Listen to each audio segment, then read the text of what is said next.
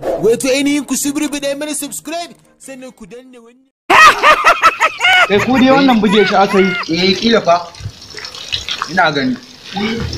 Yin mu dauke shi.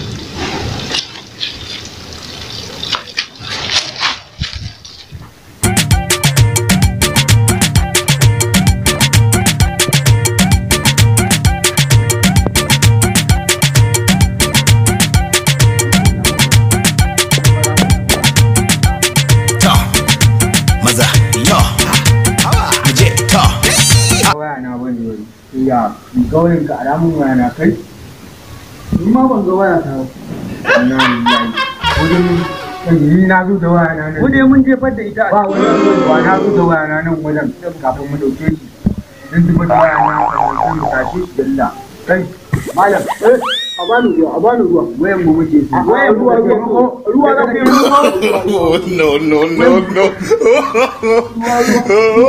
wallahi ga wayan mu ne kuma na ga mu ba dan barawo ne a shi a barawo ne kai kudi da man lafiya na galau ko ne rashi dukan ka zami yanzu duka zaka ci daga in ce ga